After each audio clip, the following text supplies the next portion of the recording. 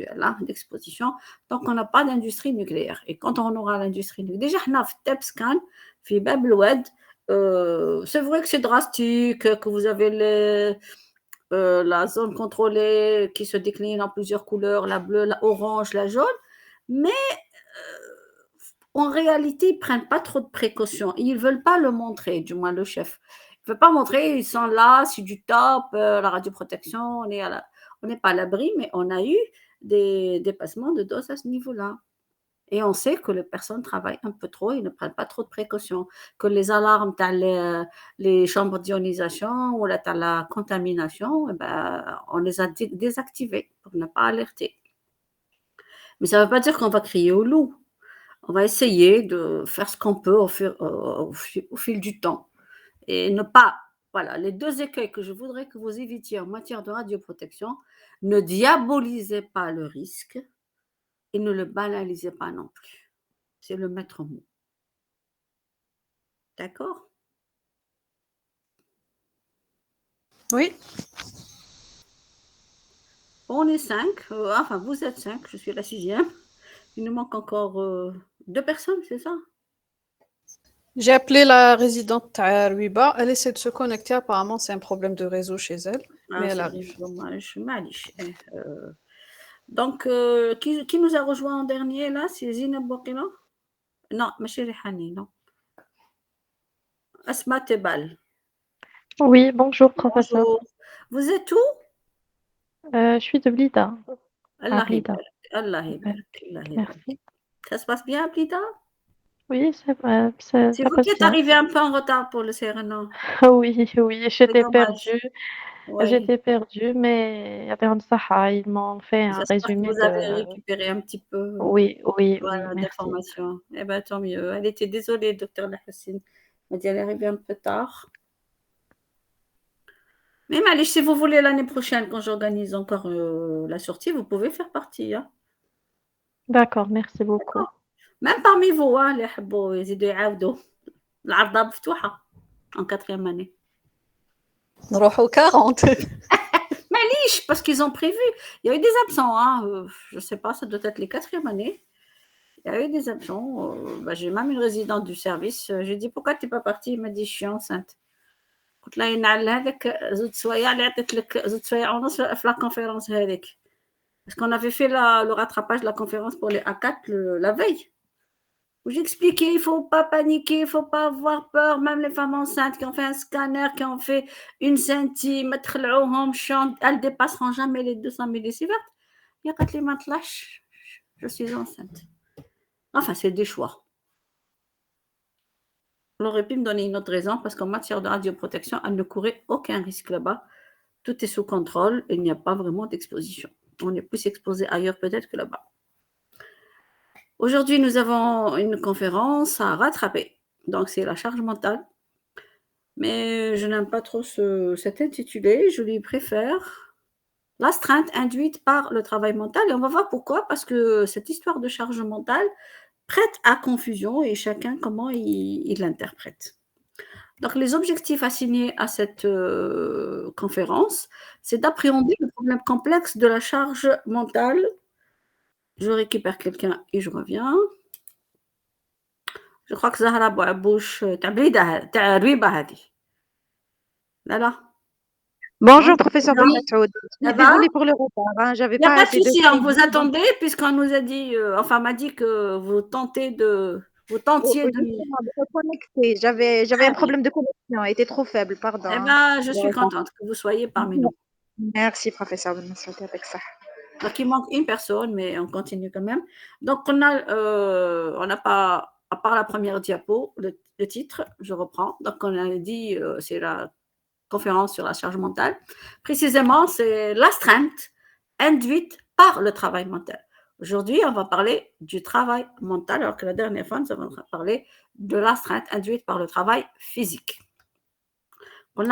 L'objectif, c'est que ça vous permettra, vous en tant que résident et futur médecin du travail, d'appréhender le problème complexe de la charge mentale liée au travail en identifiant quels sont les indices qui pourraient vous permettre d'appréhender cette charge mentale et quels sont les risques liés à cette dernière et quelles sont brièvement les méthodes d'évaluation de la charge mentale. Voilà donc pour les objectifs. La charge mentale, qu'est-ce que c'est?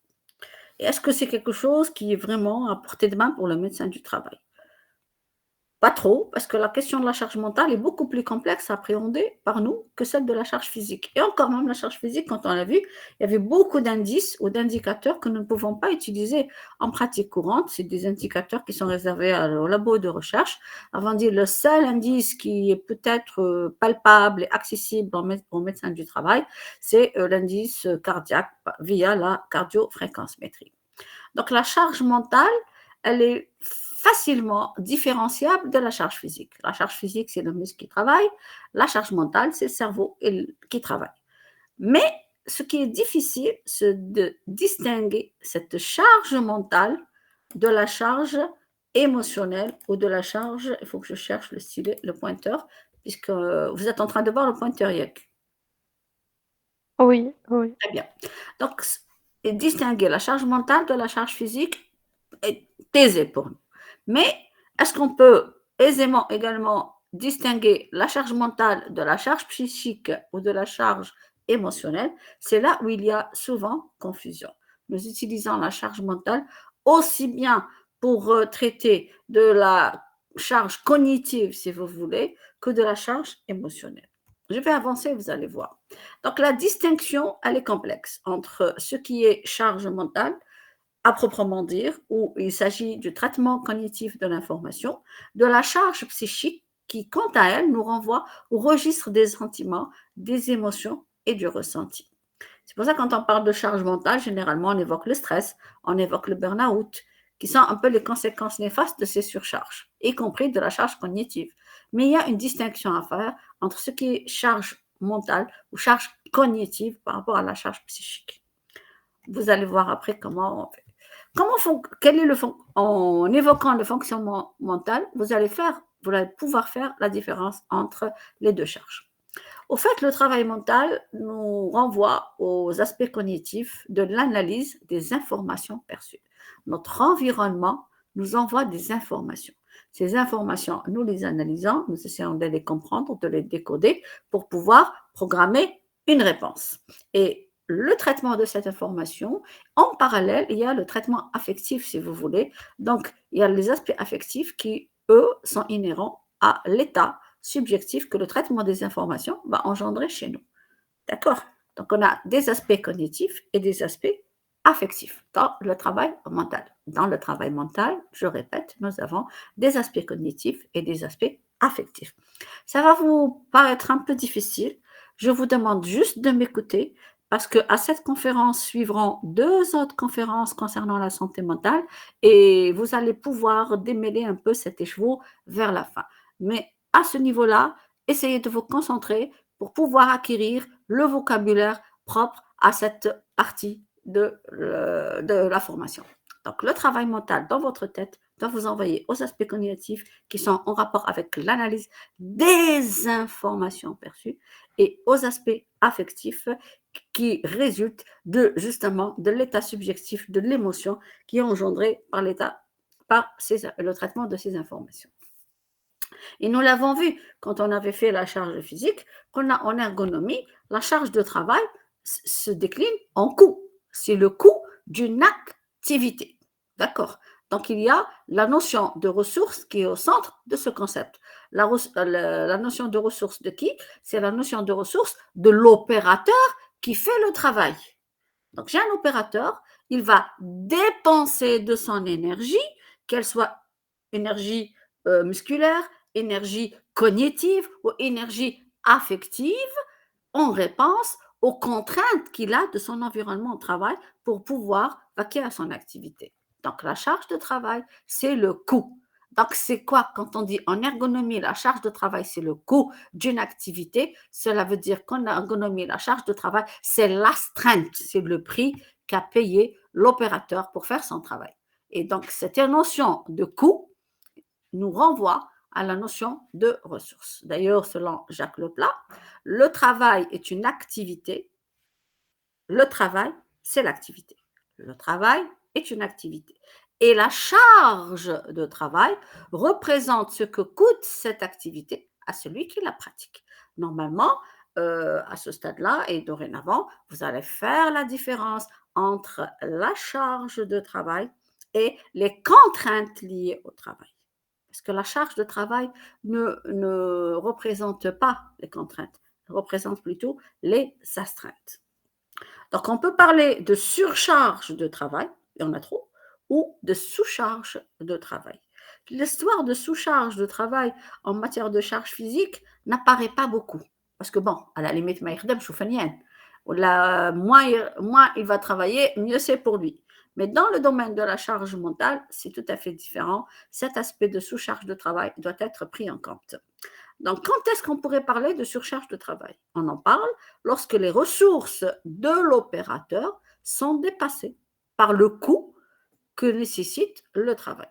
Ce coût peut être influencé par les limites propres à l'opérateur. Que suis-je en train de dire?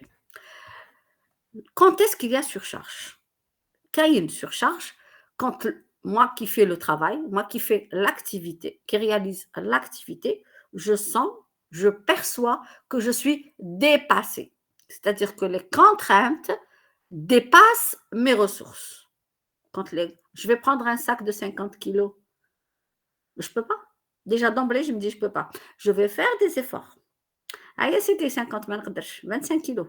Je vais le porter. Mais c'est trop pour moi. Je vais m'épuiser. J'arrête. Je ne vais pas aller loin. Je vais le déposer. Si je dois le déplacer sur une grande distance, eh ben, je serai fatiguée et peut-être que je m'arrêterai au milieu du chemin parce que je ne peux pas continuer. Pourquoi je ne peux pas continuer?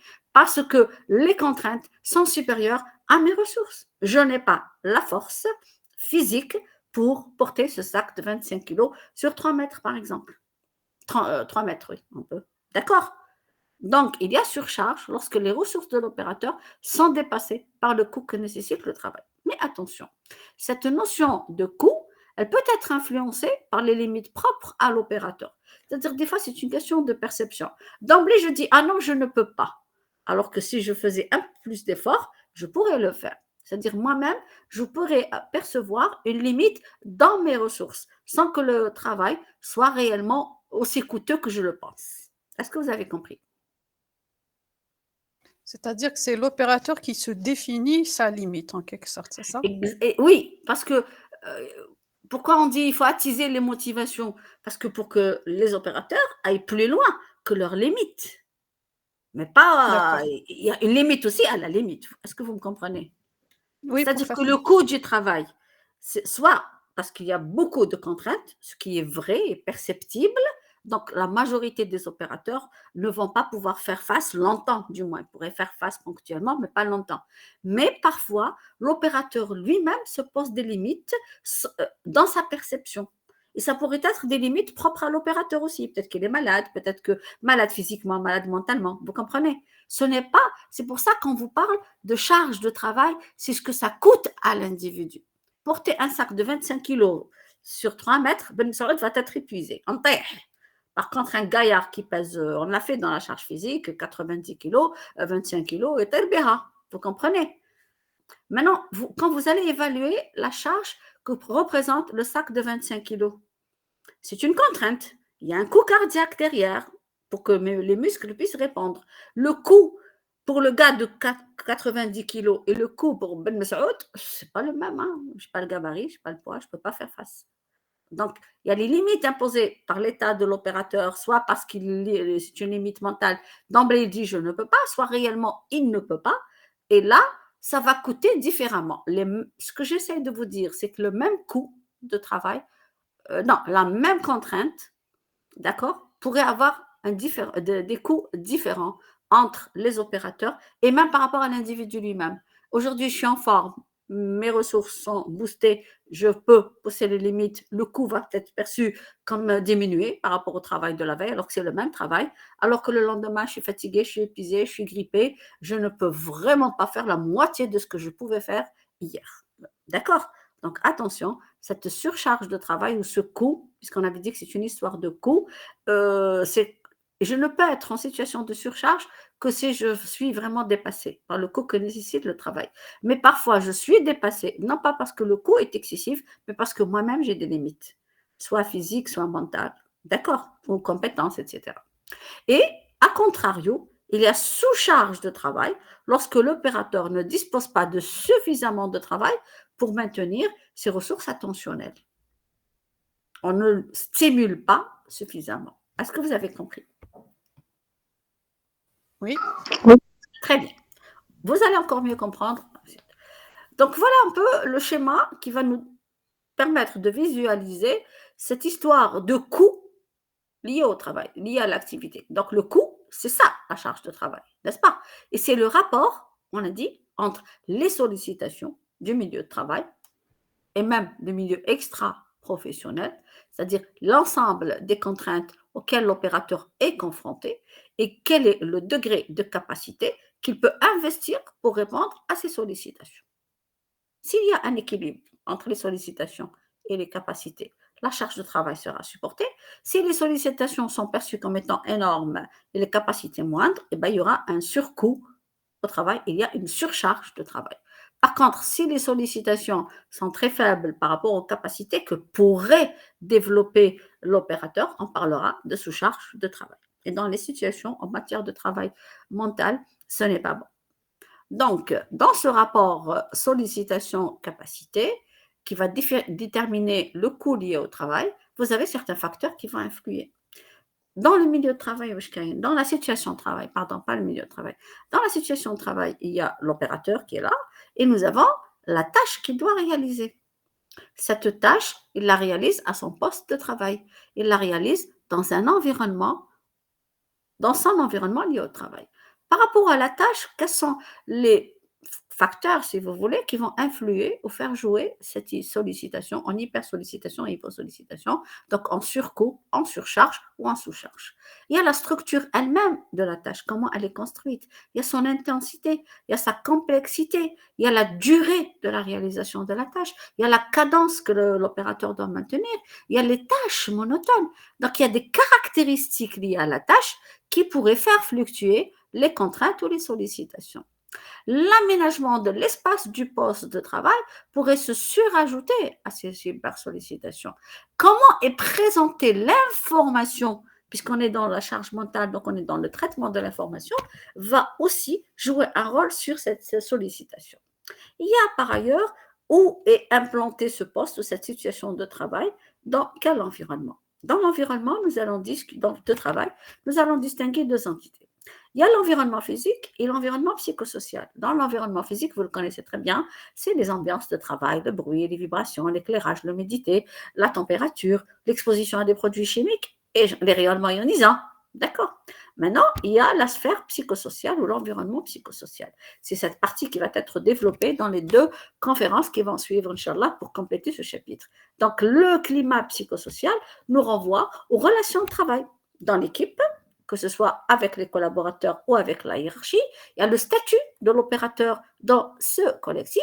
Il y a le rôle que joue cet opérateur dans cette situation de travail et comment est organisé le travail. Ces facteurs seront développés ultérieurement quand on fera l'environnement psychosocial ou quand on fera les risques psychosociaux.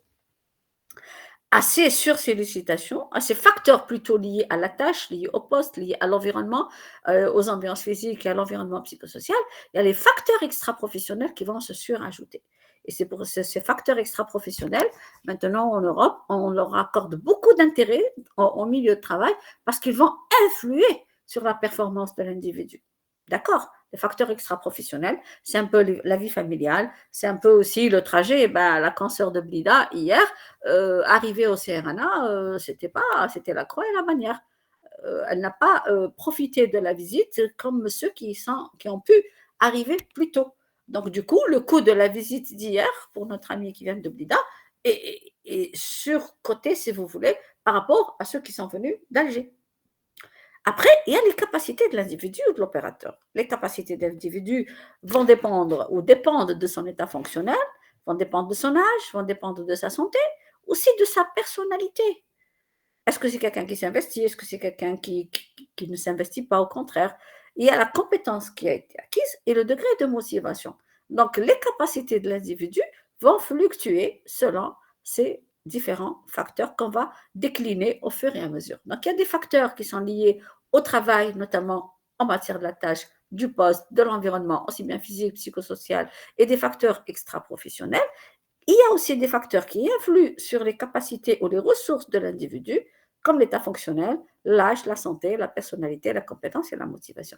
Et c'est le déséquilibre entre ces sollicitations et ces capacités qui va créer une situation de surcharge de travail. Donc, il y a un surcoût parce qu'il y a trop de sollicitations par rapport aux capacités, ou au contraire, une sous-charge parce qu'il y a très peu de sollicitations par rapport aux capacités que peut investir l'opérateur dans son travail. Est-ce que c'est clair? Ce schéma, gardez-le en tête, il est valable dans toutes les situations de travail, quelle que soit l'analyse que vous allez aborder, y compris le bruit, les rayonnements ionisants, etc. D'accord? C'est un schéma que vous connaissez, puisque vous avez fait la démarche ergonomique. D'accord? Oui. D'accord, oui. D'accord, professeur. Très bien.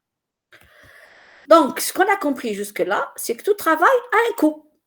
C'est clair. Ça pourrait être un travail physique, ça pourrait être un travail mental, ça pourrait être aussi, un coût physique, un coût mental ou un coût psychique. Et un seul travail peut-il avoir un coût sur ces trois dimensions, aussi bien physique que mental que psychique? Oui. Très bien. C'est là qu'on a, ce qu'on avait dit jusque-là, c'est la prédominance de ce coût qui fera qualifier un travail de physique ou de mental. D'accord? S'il y a la prédominance du coût physique, ce sera un travail physique. S'il y a une prédominance du coût mental, ce sera un travail mental. Maintenant, si c'est un travail où il y a aussi une surcharge psychique, comme la confrontation à la maladie, etc., c'est un facteur à prendre en considération. Donc, tout travail a un coût, aussi bien au plan physique qu'au plan mental, qu'au plan psychique. Donc, juste un petit rappel, c'est que quand nous avons parlé maintenant de la charge mentale, nous avons parlé de l'opérateur et nous avons parlé de ses ressources. C'est pour ça qu'il est primordial pour nous, médecins du travail, puisque nous parlons d'opérateur, c'est-à-dire qu'il y a une interface entre lui et une machine ou là un environnement, c'est qu'il est primordial pour nous de rappeler que cet homme au travail est envisagé dans son ensemble, c'est-à-dire comme une entité psychosomatique, évoluant dans un contexte social. Vous avez vu quand j'ai évoqué l'environnement psychosocial. C'est parce que ce travailleur, ce n'est pas une page blanche qui vient s'inscrire où on pourrait écrire ce qu'on veut au milieu de travail. Non, c'est un être humain qui a une sphère psychique, une sphère somatique et un besoin social, un besoin de s'inscrire dans un collectif. Donc, sauf que dans ma conférence d'aujourd'hui, je vais mettre l'accent sur les aspects mentaux du travail. Donc, je vais laisser un peu les aspects psychiques de côté, puisque je les développerai ultérieurement, les aspects psychiques ainsi que les aspects sociaux. Les aspects psychiques, les aspects sociaux nous renvoient aux risques psychosociaux. D'accord? Donc, on va mettre l'accent sur les aspects mentaux au travail et on va garder à l'esprit, comme on l'a vu tout à l'heure, le travail, il a aussi bien que physique, mental que psychique et on ne peut pas mettre un travail mental sur ordinateur. Il y a aussi une composante physique derrière, ne serait-ce qu'on n'a que pour le maintien de la posture. Donc, il faut garder à l'esprit la nécessité d'appréhender cet opérateur humain dans sa globalité psychique, physique et sociale. Maintenant, si ça ma charge mentale, il n'y a pas de retentissement physique, etc. D'accord? C'est une unité psychosomatique qui évolue dans un contexte social qui est le milieu de travail en ce qui nous concerne. Et nous allons aborder dans le détail les aspects mentaux. Donc, la charge mentale, madame, c'est une charge, donc c'est un coût. Cela veut dire que c'est la capacité de travail. Charge mentale, c'est la capacité de travailler. Cette capacité de travailler, ce n'est pas une capacité d'un travail physique, c'est-à-dire, comme je l'ai dit tout à l'heure, soulever un sac de 25 kilos. La charge mentale à ce niveau-là, la capacité de travail dans cette conférence, et quand il s'agit du travail cognitif ou de la charge mentale, il s'agit de la capacité à traiter l'information. Et c'est ça la nouveauté pour vous, le traitement de l'information. Donc la capacité de travail dans le fonctionnement mental, c'est la capacité à traiter l'information. Et cette capacité de travail dans ce domaine mental, elle porte un nom bien précis, elle porte le nom de capacité cognitive. Et ça, et là, ce sont les principes de base de l'évaluation de la charge mentale. Donc, dans la charge mentale, retenez s'il vous plaît, traitement de l'information. Capacité de travail mental, c'est capacité cognitive. Capacité cognitive, traitement de l'information. Traitement de l'information, capacité cognitive. Et on l'a déjà fait, dans la charge de travail, nous devons distinguer donc ce qui revient au niveau d'exigence de la tâche et ce qui revient à la charge de travail à proprement dire. Ça, on l'a fait quand on a fait la charge physique, il me semble. Donc, le niveau d'exigence se définit en référence à la tâche. Donc, c'est l'ensemble des objectifs à atteindre et les contraintes qu'on va subir pour atteindre ces objectifs. Par contre, la charge de travail, elle se définit en référence à l'activité, c'est-à-dire le degré de mobilisation de l'opérateur, soit au plan physique, soit au plan cognitif du sujet. Pour vous simplifier les choses, le niveau d'exigence, c'est les contraintes, la charge de travail, c'est les astreintes, c'est le coût, c'est le degré de mobilisation, c'est le degré d'investissement des capacités de l'individu, des capacités physiques et des capacités cognitives. Ce qu'on doit distinguer dans la capacité de travail, c'est qu'il y en a deux. Dans la capacité de travail, vous avez la capacité opérationnelle, c'est-à-dire la capacité relative au travail, celle qu'on peut dépenser sans que se sente trop dépassé. À cette capacité opérationnelle s'ajoute la capacité de réserve. Cette capacité de réserve, elle est disponible pour un effort supplémentaire ou des situations imprévues. C'est-à-dire, nous faisons l'économie de la capacité de travail. J'investis un degré de mobilisation physique ou la cognitive dans mon travail, c'est la capacité opérationnelle. Une fois que vous arrivez à la limite de cette capacité opérationnelle, vous allez vous sentir dépassé, mais vous allez continuer. Et comment vous allez continuer alors que pour vous, vous êtes arrivé à votre limite? Vous allez faire appel à votre capacité de réserve. Et quand cette capacité de réserve est épuisée, vous le serez. Vous allez vous arrêter. D'accord? Donc, retenez s'il vous plaît que dans la capacité de travail, il y a la capacité opérationnelle relative au travail et la capacité de réserve qui, elle, est disponible pour un effort supplémentaire ou des situations imprévues. Et le travail ne doit absorber qu'une fraction plus ou moins importante de la capacité de travail. C'est-à-dire le travail au quotidien ne doit pas aller absorber la capacité de réserve.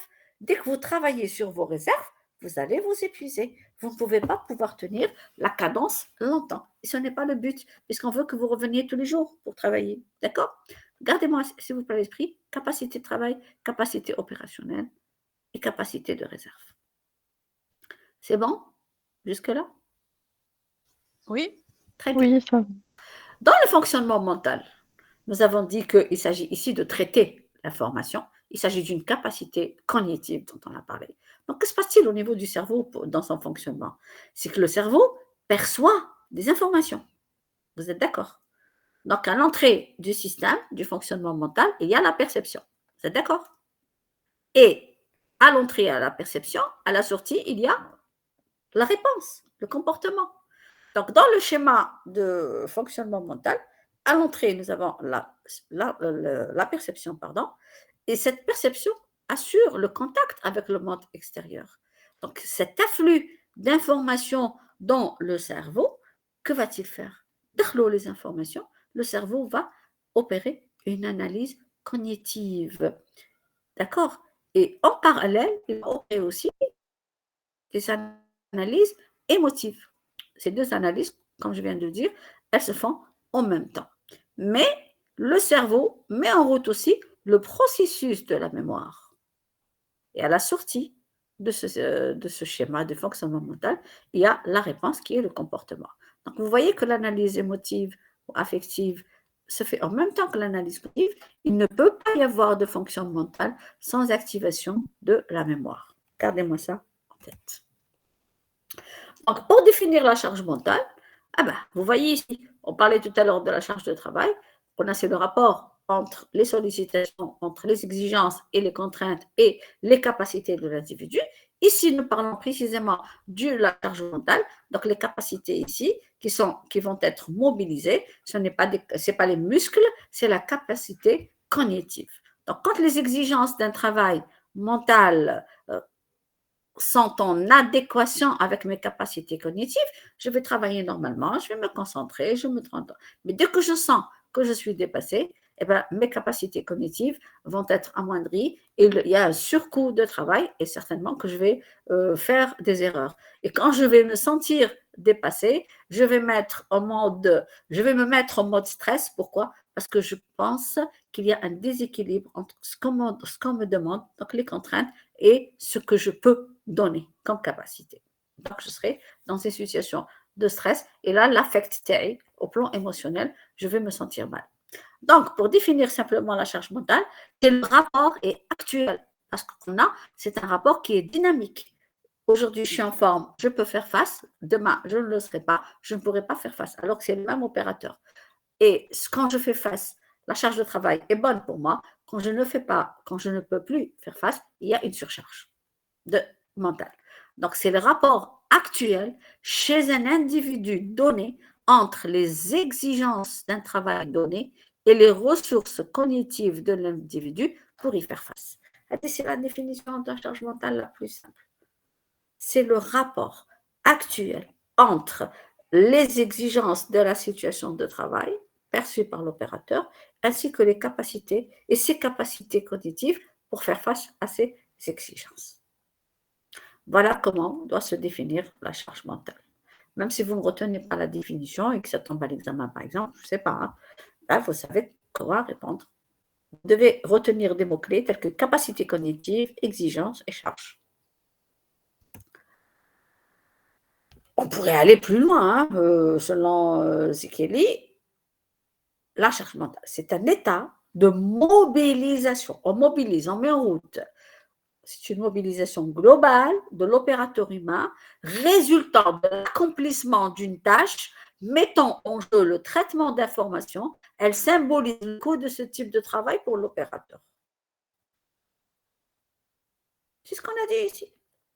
C'est une mobilisation des capacités cognitives pour faire face aux exigences de la situation de travail ou de la tâche. D'accord? C'est le rapport actuel chez un individu donné entre les exigences d'un travail ou d'une tâche et les ressources cognitives que va mobiliser l'individu pour faire face. C'est un état de mobilisation des ressources cognitives pour traiter les informations. Les informations, le traitement de l'information ici, ce sont les contraintes. D'accord? Par exemple, pour le traitement de l'information, ou non, plutôt pour la charge mentale, c'est les efforts de concentration, de compréhension et d'adaptation. Si je parle du nombre d'informations, de la tâche, etc., là, je fais référence aux facteurs de la charge mentale, c'est-à-dire aux contraintes. D'accord? Vous me faites la différence, ça y est? Charge mentale, c'est ce que nous investissons, comme nous mobilisons comme capacité cognitive pour répondre aux exigences en matière de la tâche, en matière de traitement de l'information. Capacité cognitive, exigence en matière de traitement. Quand il y a un équilibre, c'est bon. Il n'y a pas d'équilibre, ce n'est pas bon. Vous suivez? Oui. Oui. Je pourrais aussi vous embêter avec d'autres définitions, celle de Sperandio par exemple. Définition des seuils dans le niveau de contrainte de tâches particulières, au-delà desquelles l'astreinte qui en résulte pour les opérateurs lors de l'exécution de cette tâche est excessive. Parce que pour parler de charge mentale, il faut qu'il y ait dépassement, si vous voulez. Il se traduit par une baisse de la performance. Si j'ai beaucoup de contraintes, le niveau de contrainte des tâches est élevé ou pas, donc ça va au-delà des astreintes que je peux en a dépenser, d'accord, pour les opérateurs lors d'exécution de ces tâches. Si elle est excessive, elle va se traduire par une baisse de la performance. Et principalement, du point de vue de la qualité, on va commencer à faire des erreurs. Il y aura une apparition de symptômes de fatigue, une augmentation des risques d'incidents ou d'accidents, une insatisfaction accrue pour les opérateurs. Ça veut dire les seuils de niveau de contrainte, pas là, particulier, un seuil qui est au-delà de l'astreinte qui en résulte par rapport aux opérateurs quand ils exécutent, il y a un déséquilibre entre le niveau de contrainte et les astreintes qui sont, et les ressources d'individus, ce qui fera que l'astreinte va être importante. Et du coup, la capacité de travail investie dans la situation de travail, notamment ici dans le traitement de l'information, eh ben, le sujet ou l'opérateur se sent complètement déséquilibré. Il n'a pas assez de ressources cognitives à mobiliser pour faire face au niveau d'exigence de la tâche au plan mental. Donc, du coup, il va se sentir fatigué, il va moins bien travailler, il y aura des incidents ou des accidents, et en plus, d'un point de vue psychique, il sera insatisfait. Donc, il va être en colère, il va être anxieux, il va être dans une situation de stress.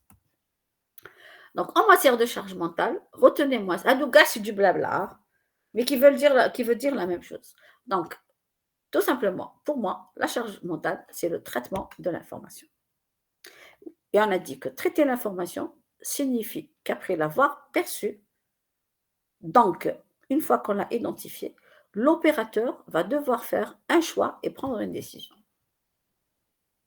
Quand vous avez reçu le lien, vous étiez déjà en attente parce que votre cerveau vous disait attention, vous avez une visio, le professeur va vous envoyer un lien, vous êtes là, vous avez vu le lien, ce lien, déjà le mail, c'est sûrement celui de Ben Saoud. Avant de voir qui vous l'a envoyé, parce que vous vous attendiez, donc vous avez perçu l'information, vous l'avez identifié, vous vous êtes connecté. Donc vous avez décidé d'assister à la conférence. Le traitement de l'information, donc on va le voir schématiquement, il suit un enchaînement logique. Donc, il y a la perception à l'entrée du système, il y a la perception de l'information, c'est-à-dire prise de l'information sur le monde extérieur. Ces informations seront, à l'étape suivante, analysées successivement, c'est-à-dire le décodage des signaux qu'on a perçus, la comparaison avec les standards mémorisés. Je reçois un signal, je vais faire appel à ma mémoire pour savoir ce que cela veut dire. La mémoire va me permettre, avec ce que j'ai stocké, d'interpréter l'information. Une fois que j'ai compris, j'ai décodé le signal, que j'ai compris de quoi il s'agit, j'ai fait appel à ma mémoire, peut-être que j'ai un choix à faire routinier, ce n'est pas la peine de se fatiguer. Google Meet, au départ, moi, ça m'impressionnait, maintenant, ça m'impressionne un peu moins. J'ai fait appel à ma mémoire, non, il faut faire comme ci et faire comme ça. Donc là, je vais prendre une décision. C'est à la prise de décision. Une fois que le cerveau a pris sa décision, il va programmer sa réponse. Donc, il va exécuter la décision que pourrait être une réaction. Souvent, elle est comportementale. D'accord? Ça, c'est dans le fonctionnement classique du traitement de l'information. Perception de l'information, analyse de l'information, de quoi il s'agit, j'essaie de comprendre, je fais appel à la mémoire, j'interprète, je prends ma décision en fonction de ce que j'ai compris et je programme ma réponse qui va sortir du système. Généralement, c'est une sortie comportementale motrice. Donc, le traitement de l'information, dans le traitement de l'information, il y a 2 de ces étapes sur les 4 qui peuvent être étudiées plus facilement. On a appréhendé la charge mentale en milieu de travail, c'est compliqué, même pour les chercheurs. Pourquoi? Parce qu'il s'agit du traitement de l'information. Il s'agit du cerveau. À ce jour, les chercheurs n'ont pas tout compris en matière de fonctionnement mental. Donc, il y a 2 étapes qui peuvent se prêter à l'évaluation. C'est la perception de l'information et l'analyse de la réaction. D'accord? Donc, c'est la perception et la réaction. Ce qui se passe dans notre matière grise, en matière d'analyse, de prise de décision et de programmation, ce n'est pas possible. On ne sait pas ce qui se passe. On essaie de deviner. Donc, par les méthodes directes, l'analyse, la prise de décision, la programmation, comment ça se fait? Eh bien, c'est par des méthodes indirectes que nous pouvons les déduire. Par contre, la perception et la réponse, ces 2 phases se prêtent à l'évaluation de la charge mentale. D'accord? D'accord. Oui. Ok. Oui. Donc, dans le traitement de l'information, j'insiste, traitement de l'information, il y a 2 processus qui sont indispensables pour que le cerveau puisse traiter l'information, pour que le muscle cérébral puisse se contracter et se détendre, pour qu'il puisse porter le poids des informations qu'il reçoit. Et bien, pour qu'il fonctionne, il lui faut de l'attention, il lui faut de la mémoire. S'il n'y a pas d'attention, s'il n'y a pas de mémoire, il n'y aura pas de traitement de l'information. Le cerveau, il colle, pas fait. La cote. Attention et mémoire. Ressources attentionnelles et mémoire pour traiter l'information. Ce sont 2 processus indispensables pour le traitement de l'information. L'attention, c'est quoi? L'attention, qu'est-ce qu'elle a comme but? Quand je dis je mets toute mon attention sur la tâche, ça veut dire que vous êtes très concentré. Vous êtes d'accord? Donc, l'attention, la mobilisation des ressources attentionnelles vous permet d'orienter sélectivement l'activité cognitive. Maintenant, si vous êtes concentré sur cette conférence, vous êtes en train d'investir toutes vos ressources attentionnelles par rapport aux informations qui affluent au niveau de votre cerveau. Mais si vous êtes dérangé à gauche, à droite par les gosses qui crient, par le mari qui va entrer, par quelqu'un qui va parce que vous êtes chez vous, ça, ce sont des informations que vous devez traiter. À supposer que maintenant, pour ceux qui ont des enfants tout près, vous voyez votre enfant dans une situation, je suis à risque, vous pensez que vous pouvez mobiliser vos ressources attentionnelles pour m'écouter? Non. Vous aviez assez de ressources, vous avez mis le paquet sur la conférence pour que vous puissiez comprendre, mais vous gardiez un œil sur votre gosse parce qu'il est à la maison et vous n'avez personne pour vous le garder, pour que vous puissiez suivre sereinement et tranquillement cette conférence. Mais à un moment donné, il y a une information qui va arriver dans la situation que vit votre enfant, qui va vous alerter, vous dire « Oh, j'arrête, le cerveau baisse la conférence, il ne va plus mobiliser ses ressources cognitives pour écouter le professeur Ben Msaoud, mais bien au contraire, réfléchir à quoi faire pour que votre enfant ne tombe pas ou ne risque pas de tomber, parce que vous voulez l'arrêter avant qu'il ne tombe. Donc l'attention, c'est la mobilisation ou l'orientation sélective de l'activité cognitive. C'est-à-dire que vous choisissez le champ opératoire sur lequel vous allez vous concentrer. Et si vous êtes très concentré, il ne vous reste pas beaucoup de capacité pour vous consacrer à autre chose. Si vous êtes en train de m'écouter, que vous avez la télé qui est à côté, soit vous vous concentrez sur la conférence, soit vous regardez la télé. Vous ne pouvez pas faire les deux. Est-ce que vous comprenez?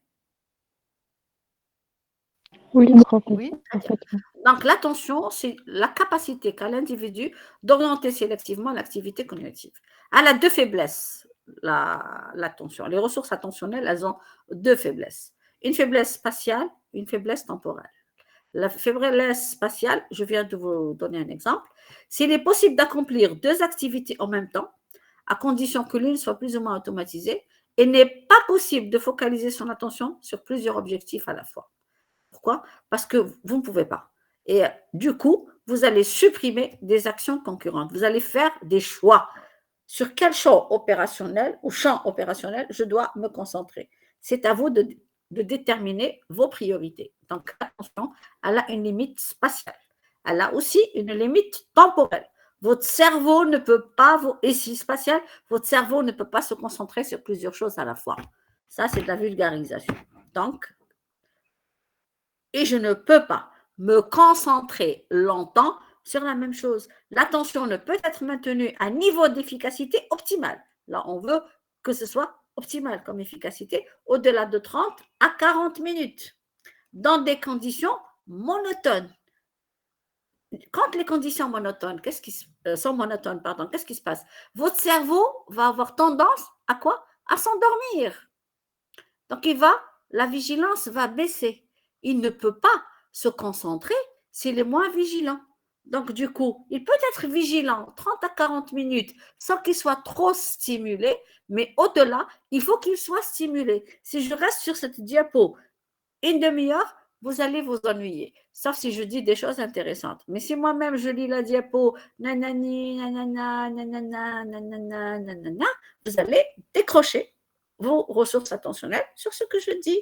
Vous allez vagabonder, je me dis les chats, que vais-je manger ce soir, et demain, est-ce que je vais au travail, est-ce que je vais à l'entreprise ou là au service? Vous allez penser à autre chose, ou bien ne penser à rien. Donc attention, il y a des trous d'attention qui peuvent également apparaître à des moments où la fatigue n'est pas encore perçue. C'est-à-dire que la monotonie peut me pousser à faire des erreurs, même si je ne me sens pas encore fatiguée. C'est pour ça qu'on dit qu'il faut être vigilant au volant, parce que si vous n'êtes pas suffisamment stimulé, vous risquez de faire des bêtises. Et l'exemple que je donne généralement à ce niveau-là, c'est la route transsaharienne. Avec le Sahara, sur des milliers de kilomètres, il n'y a rien à l'horizon, que des dunes ou le vide autour. Donc les chauffeurs, il n'y a rien qui les stimule. 30, 40 minutes, des heures à conduire, à un moment donné, le cerveau manque d'activation, donc il y a baisse de la vigilance il y a manque, on ne peut pas être attentif aux signaux, il n'y en a pas, donc on fait des bêtises, le cerveau va s'endormir et c'est l'accident qui est mortel. Par contre, vous allez conduire que la tout le CR là, c'est pas les stimuli qui manquent. Hein. Là, vous êtes en surcharge mentale parce qu'il y a trop d'informations qui arrivent et vous êtes obligé d'agir au plus vite pour ne pas risquer un accident. D'accord? Donc, l'attention, c'est l'orientation sélective de l'activité cognitive. Elle a une limite spatiale. Il n'est possible pour nous de porter notre attention sur plusieurs champs opérationnels. Nous ne pouvons pas non plus maintenir nos ressources attentionnelles au-delà de 30-40 minutes sans qu'il y ait stimulation ou activation du cerveau. Donc, l'endurance de l'attention soutenue, sa résistance à la monotonie et aux perturbations, gardez-le à l'esprit, est limitée dans le temps et dans l'espace. Donc là, c'est pour l'attention. Qu'en est-il de la mémoire? On l'a vu tout à l'heure dans le fonctionnement mental et dans le traitement de l'information, la mémoire intervient dans les diverses opérations mentales, au niveau de la perception jusqu'à la programmation de la réponse. L'information, justement, est traitée en fonction de l'expérience acquise. Et là, la répétition fréquente est un facteur très important qui va renforcer notre mémoire. C'est ce qu'on gagne dans l'apprentissage. Ça nous permet d'acquérir des informations, de les fixer, de les stocker et de les faire sortir au moment voulu. Je vous ai dit tout à l'heure, je reçois une information, je fais appel à ma mémoire. Si c'est une information que j'ai déjà et que j'ai déjà stockée, j'ai non seulement le décodage, son interprétation, j'ai même la conduite à tenir. Elle va arriver très vite.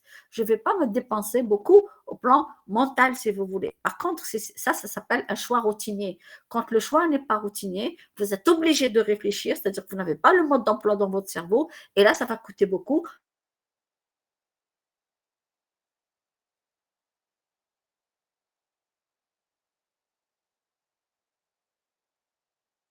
La question est toute trouvée. Sinon, c'est comme ça que l'apprentissage va stimuler l'acquisition des connaissances et plutôt après aller vers la facilité du traitement des informations. Donc, gardez-moi en tête, les ressources attentionnelles, c'est la sélection de l'investissement, de la mobilisation des capacités cognitives, mais ça, cette sélection sur un champ opérationnel est limitée, sur plusieurs champs, elle est limitée, donc il y a une limitation spatiale, elle est aussi limitée dans le temps si le cerveau n'est pas stimulé. Et on ne peut pas traiter l'information, c'est le processus de la mémoire n'intervient pas. D'accord, notamment dans le décodage, dans l'interprétation des informations et dans la programmation de la réponse. D'accord? D'accord. Ok. Donc, il y a plusieurs modèles là, qui vont vous expliquer un petit peu cette charge mentale. Pourquoi? Parce que le concept est multidimensionnel. Il est au carrefour de l'affect, il est au carrefour des activités cognitives, etc. Mais il y a certains modèles qui ont modélisé cette charge mentale. Ça a permis aux chercheurs de développer. L'un de ces modèles plutôt repose sur la capacité du cerveau à traiter l'information. Et les chercheurs sont arrivés à prouver que la capacité du cerveau à traiter l'information, c'est quand votre ordinateur traite l'information par unité de temps, elle est limitée. D'accord? C'est-à-dire, comme un disque dur, vous ne pouvez pas aller au-delà de vos capacités. Donc, la capacité du cerveau à traiter l'information par unité de temps, elle est limitée.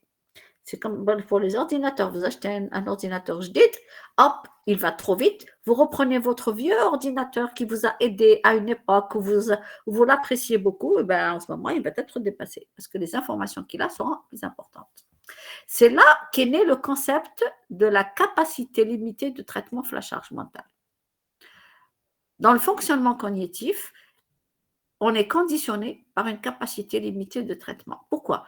Parce les chercheurs ont assimilé le cerveau à un canal unique à travers lequel vont passer les informations. C'est la théorie du canal unique, je vais l'expliquer. Cette théorie du canal unique, qui nous a fait ressortir cette capacité limitée du traitement, repose sur deux postulats. Le premier, c'est que le système nerveux central fonctionne comme un canal unique par lequel passe tout les divers types d'activités cérébrales, de l'identification, la mémorisation, la décision et l'action. Tout passe par ce canal unique. Ensuite, il y a la capacité de ce canal Donc, il y a un canal à travers lequel passent les informations. Et ce canal, il a une caractéristique, c'est que sa capacité, elle est limitée. Ce n'est pas un canal qui est flexible. Il n'est pas possible d'effectuer plusieurs choix conscients simultanément. Et le nombre maximum de choix conscients que le cerveau humain est capable d'effectuer par minute, il est plutôt limité. Donc, le cerveau ou le système nerveux central est assimilé à un canal unique à travers lequel passent les informations et ce canal a une capacité limitée de traitement de l'information. S'il est dépassé, il va faire des bêtises. Schématiquement, voici le canal qui est le cerveau. Donc, il y a la réception des informations qui va traverser ce canal et la capacité de traiter ces informations, l'identification, la mémorisation, la prise de décision et la programmation de la réponse, elle est limitée. Mais si je ne peux pas, si je suis limitée, qu'est-ce que je vais faire? Le cerveau va fermer ce canal en attendant de liquider cela. Donc, l'arrivée des informations à l'entrée de ce canal va créer un encombrement, donc une surcharge, ce qui va pousser le cerveau à sélectionner les informations, les choix opérationnels, que ce soit des choix routiniers, parce que c'est des choses qu'on a apprises, soit c'est des choix conscients, ça veut dire issus du raisonnement. D'accord? Le nombre de choix, le nombre d'informations à traiter par unité de temps est limité. Ça, vous le saviez. Je donne l'exemple, par exemple, on passe un examen, on est un candidat, on passe un examen, vous avez 2 heures. Au début, vous réfléchissez aux réponses, vous écrivez sur le brouillon, donc vous avez le cerveau est à l'aise, il n'y a pas encore la contrainte temporelle, et le flux d'informations, vous lui laissez le temps, parce qu'on a dit c'est par unité de temps, d'accord?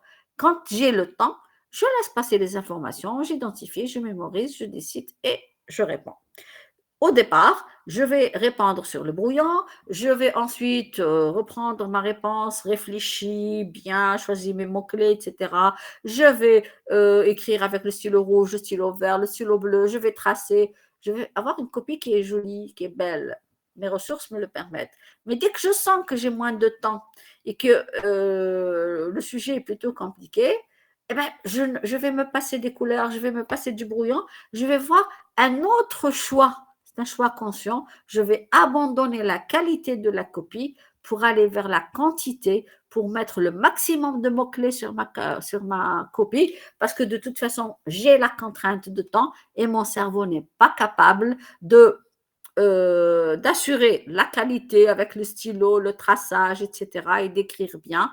Donc, il traitera les informations en sacrifiant, par exemple, les aspects qualitatifs du travail.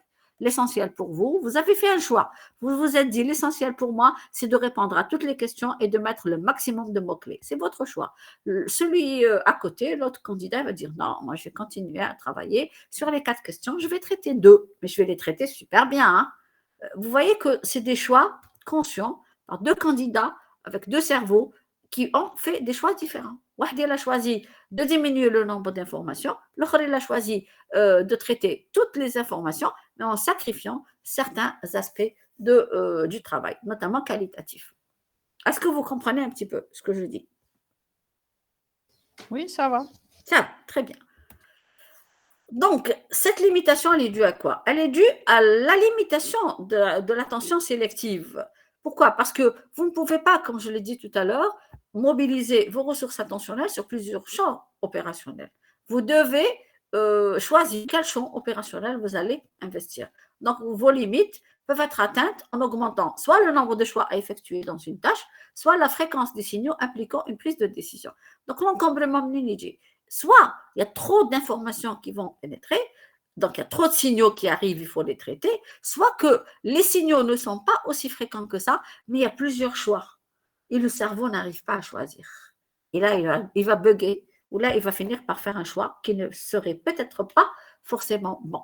Donc, il y a une limitation en matière d'attention sélective qui va vous permettre de sélectionner l'information. C'est là où vont apparaître les limites, soit au nombre de choix en matière de réponse, soit en matière de fréquence de l'information qui est importante.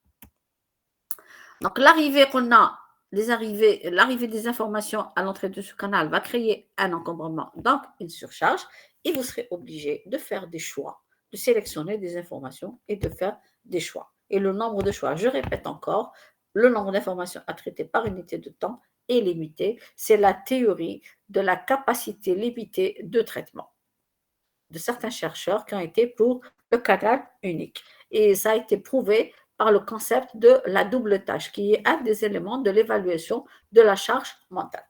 D'accord? Donc, dans cette capacité limitée de traitement, on a compris quoi? On a compris que la charge mentale dépend de la rapidité avec laquelle l'information doit être traitée par l'opérateur.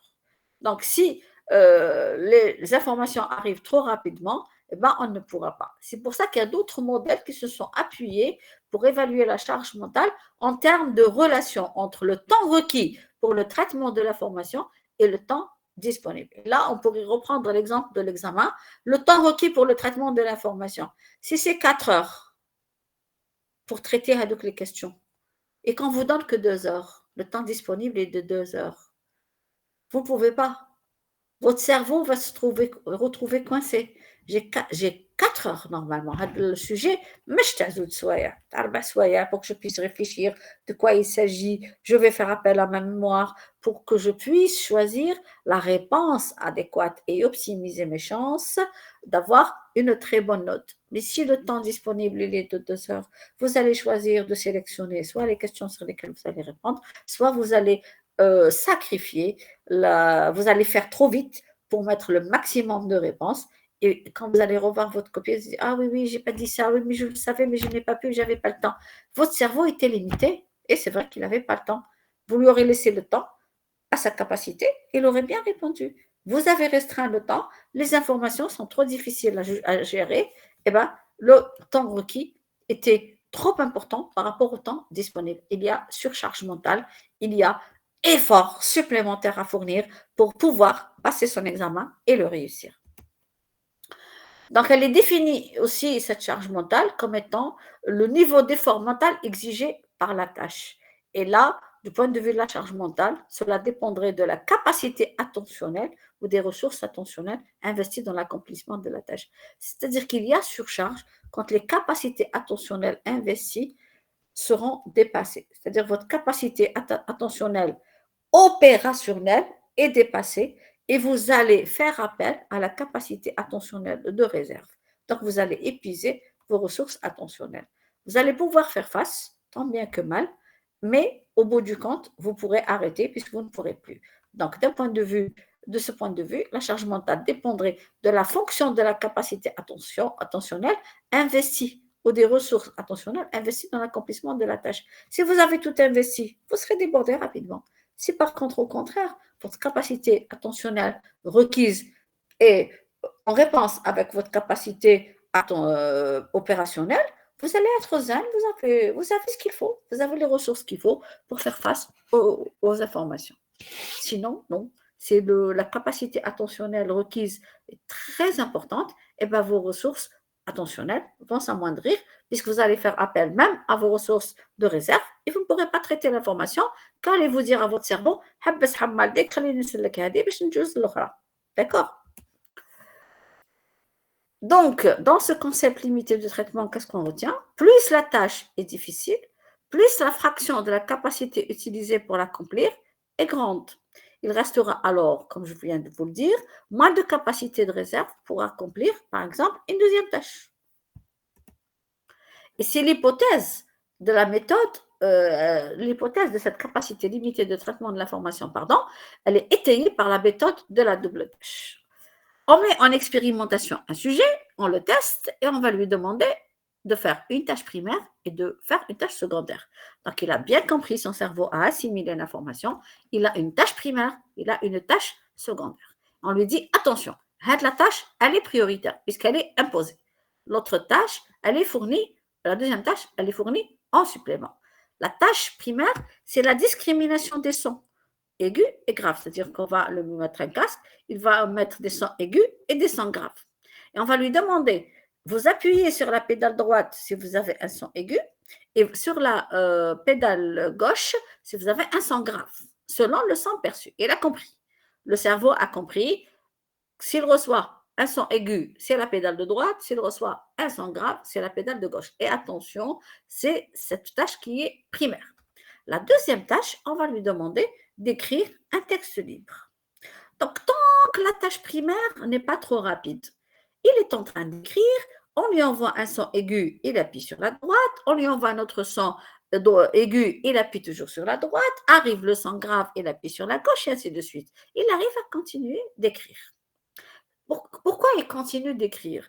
Parce que les ressources attentionnelles qu'il doit investir dans le choix de la réponse quand il s'agit d'un son aigu et d'un son grave, il n'est pas dépassé. De temps en temps, on lui envoie un son aigu. Eh bien, il a le temps de le percevoir et de réfléchir sur quelle pédale il doit appuyer. Vous comprenez? Mais dès qu'on accélère la première tâche, il va recevoir un flux de son aigu, son grave très important. Que va-t-il se passer? Il va abandonner la deuxième tâche qui est l'écriture. Pourquoi il va abandonner? Parce qu'il n'a pas assez de ressources attentionnelles pour pouvoir s'occuper de l'écriture. Et son cerveau a enregistré, on lui a fait enregistrer que la tâche principale, c'est de répondre s'il s'agit d'un son aigu et d'un son grave en appuyant sur la pédale de droite ou de gauche. Donc, il va complètement se consacrer sur la deuxième. Et sur la première, pardon. Et dès lors qu'il abandonne, il commence à abandonner l'écriture, peut-être qu'il n'abandonnera pas au départ, hein. Il va mal écrire, il va moins avoir d'enrichissement en matière de mots pour s'exprimer. C'est à ce moment-là que ses capacités attentionnelles ont été dépassées. Parce qu'il commence à détériorer la deuxième tâche. Il détériore la réalisation de la deuxième tâche parce qu'il commence à trop se concentrer sur la première. Il y a un étalonnage qui se fait au labo de recherche et on peut arriver à évaluer la charge mentale à partir d'un certain seuil où l'opérateur est poussé à abandonner la deuxième tâche. Ça veut dire la limite de ses capacités en matière de ressources attentionnelles. Il va se concentrer sur la première pour la faire bien.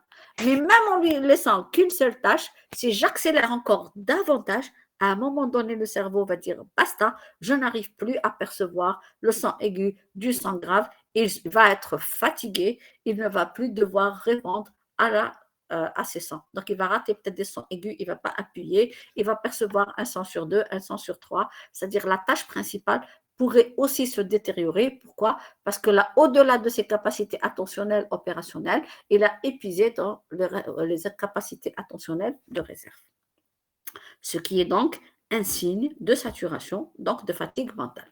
Donc, la méthode de la double tâche a étayé cette théorie du canal unique qui détermine que la capacité du cerveau à traiter les informations au plan mental, elle est limitée. Voilà le message qui est envoyé par le modèle capacité limitée de traitement. Vous avez compris? Oui, Je crois que c'est oui. Pardon? c'est cette prise de conscience qui a poussé l'homme à créer les ordinateurs, en fait. On avait besoin d'une machine. Bien sûr, oui, tout à fait. Il a besoin d'aller plus vite Voilà, dans ce qu'il fait, sans trop se fatiguer. Automatisation aussi, parce qu'on ne peut pas compter sur l'humain pour vous produire à quantité industrielle certaines choses. Et de traiter plusieurs données à la fois en Il ne peut pas. Et c'est là aussi qu'il y a les aménagements ergonomiques en matière de présentation des informations. Oui. Pourquoi la charge mentale, l'astreinte liée au travail mental, son évaluation ou la préoccupation dans la séquence prévention, la première charge qui a été le plus étudiée, c'est la charge physique, pas la charge mentale. La charge mentale, elle a été étudiée pour certains postes de travail, comme conducteurs de train, comme les pilotes, comme les aiguilleurs du ciel. Donc, on s'intéressait à leur charge mentale. C'est important, parce que s'il y a une dégradation, une saturation du cerveau, c'est une catastrophe qui attend derrière. C'est une erreur. D'accord? En matière de prise de décision.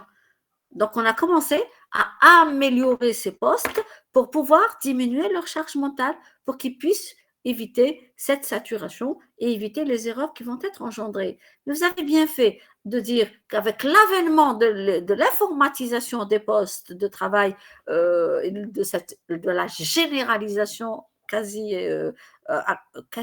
généralisation. Tous les postes maintenant, on est envahi par des écrans d'ordinateur, y compris chez soi. Même le portable, c'est une phase d'interaction. Vous comprenez? Donc, on traite l'information constamment. Et c'est comme ça que le concept de la charge mentale s'est vulgarisé et on s'intéresse à la charge mentale de beaucoup de postes de travail parce que le mental, finalement, le travail mental a pris le dessus sur le travail physique. Même la manutention, elle est mécanisée, il y a des dispositifs de contrôle, etc. Donc, on est passé d'un travail physique vers un travail mental en matière de prédominance avec l'avènement de cette industrialisation des postes de travail. Donc, je reviens à mon fonctionnement mental. Le fonctionnement mental, on a l'entrée de l'information, sa perception, son décodage, son interprétation et la compréhension de ce qui se passe, la programmation de la réponse pour avoir cette sortie motrice. Et on ne peut traiter ce champ opérationnel qu'en mobilisant nos ressources attentionnelles. Vous allez mobiliser des ressources attentionnelles pour traiter ces informations, mais il y aura toujours des ressources attentionnelles de réserve. Le flux, les ressources attentionnelles, je peux le concentrer sur les étapes de traitement de l'information, mais je sais qu'il a une capacité limitée. Il faut les capacités de réserve. Dès qu'on arrive au stade où on consomme nos ressources attentionnelles de réserve, les signes de fatigue vont apparaître. Tant que le cerveau est occupé à analyser cette situation en canalisant ses capacités cognitives sur le traitement de l'information, il y a un effet feedback, si vous voulez, pour fermer ce canal de l'information, le flux.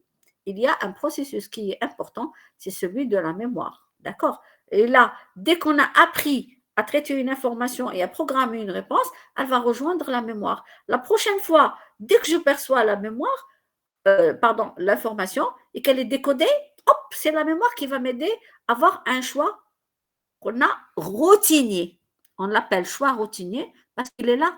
La conduite à tenir, elle est là. La conduite à tenir devant un AES, vous l'avez, elle est dans votre mémoire, vous la faites sortir. Mais certaines situations où vous n'avez pas encore été confronté, vous n'avez pas la solution idéale, vous allez devoir y réfléchir. Et là, ça devient un champ conscient. Vous allez vous concentrer sur la perception de cette information, de tous ces tenants et ces aboutissants, de ces conséquences, de comment je dois faire. Mais vous êtes obligé de programmer une réponse.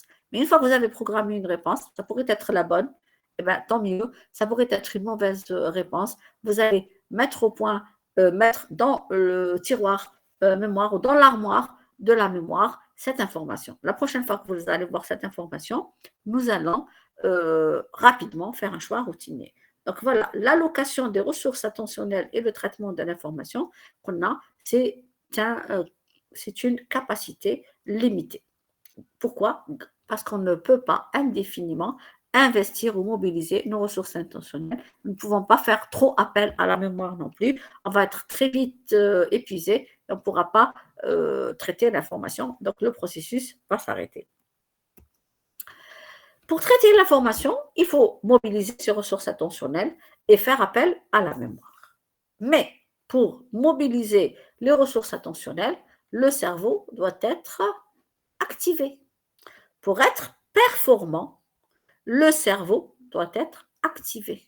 Donc, pour pouvoir traiter les informations, c'est-à-dire les sélectionner, les traiter et répondre, l'individu doit être activé. C'est-à-dire que le cerveau doit être maintenu dans un niveau optimal d'activation. D'accord. Mais la performance par rapport au traitement de l'information, elle n'est optimale, elle n'est maximale que si cette activation cérébrale est optimale. C'est-à-dire ici, quand je suis dans l'attention sélective, quand j'arrive à me concentrer sur quelque chose, là, je serai performant. Mais si je manque d'activation, ou si je manque d'activation, je suis là, ou si au contraire, je suis trop activé, le cerveau est trop activé, là, vous voyez qu'il y a un déclin des performances. On parle de courbe en U inversée. Quand on est dans le cerveau se trouve dans un état de désactivation, voilà, le sommeil. Il ne pourra pas traiter les informations. Ici, il est en train de se reposer, ou bien de la veille relaxée. Il ne pourra traiter d'une façon optimale, ou maximale, les informations que c'est les activer. Et comment je vais l'activer? C'est-à-dire, je vais être concentrée sur ce que je fais. Et là, c'est bon. Mais si, par exemple, je suis en colère, si je suis surexcitée, je ne vais pas être très performante. D'ailleurs, oh, j'étais pas bien, j'étais excitée, j'étais sous le sceau de l'émotion. Le cerveau est trop activé. Donc, mes ressources attentionnelles vont être détournées vers un autre champ, notamment le champ affectif. Je dois gérer les informations qui m'ont mise dans cet état d'émotion émotionnelle ou de cet état de surexcitation. Et donc, je vais être moins performante. D'ailleurs, à l'examen, pourquoi vous avez mal répondu alors qu'avant le cours et qu'on l'arrête de faire parce que c'est vrai qu'il était stressé, il n'était pas convaincu qu'il allait réussir son examen, il perçoit les questions trop difficiles par rapport à ses ressources, donc du coup, il est déstabilisé, il va mettre en route l'adrénaline, la noradrénaline, le cortisol, il va être dans une situation de surexcitation, il va se mettre à trembler, il va se mettre à ne pas pouvoir se concentrer, il va faire des bêtises. Il y a eu un déclin de ses performances. D'accord?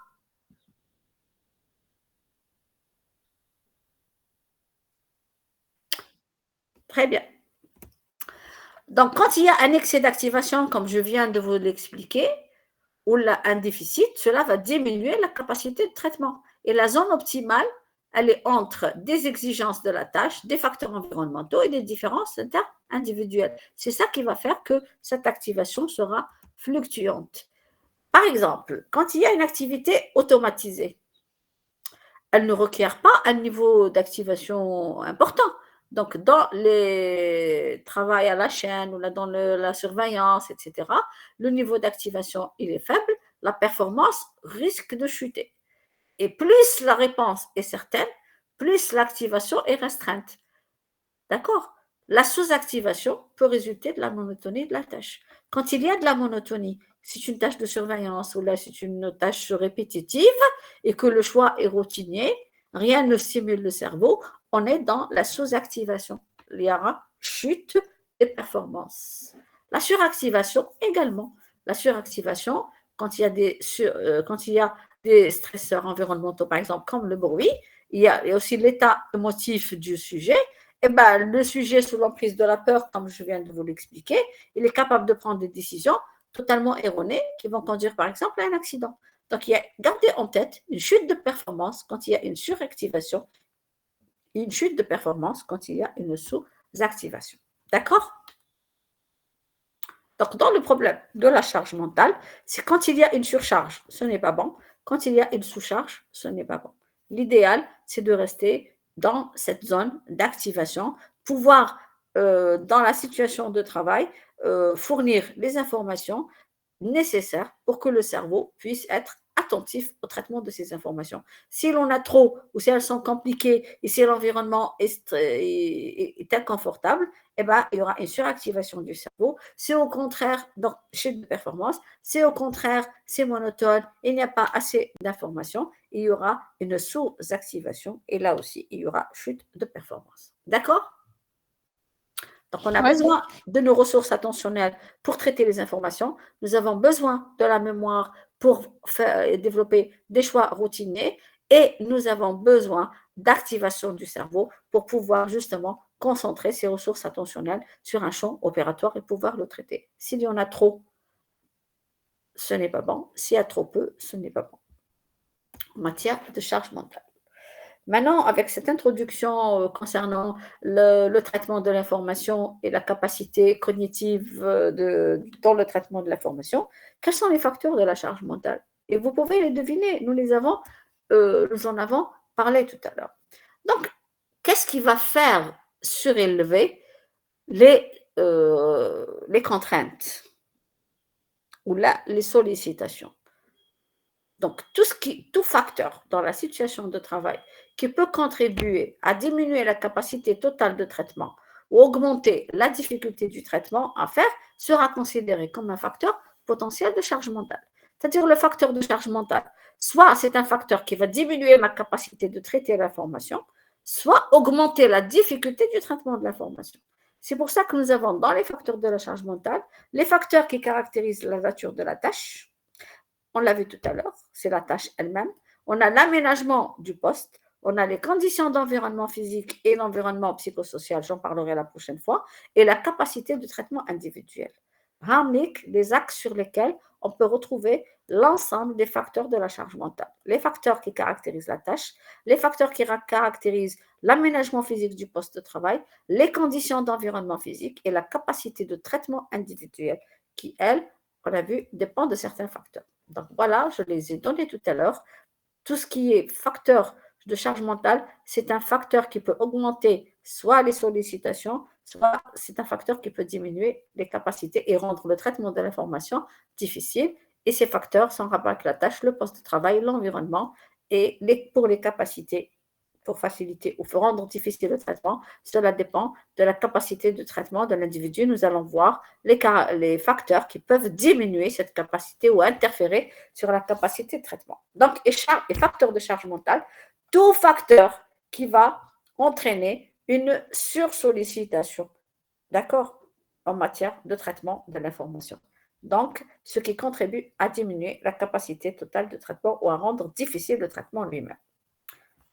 On va jouer sur les contraintes et sur les ressources. Quels sont les facteurs qui caractérisent la nature de la tâche qui pourraient être considérés comme un facteur de charge mentale? On a compris que la charge est d'autant plus élevée que les tâches sont, par exemple, complexes, qu'on en a plusieurs à faire, qu'on ait une contrainte temporelle.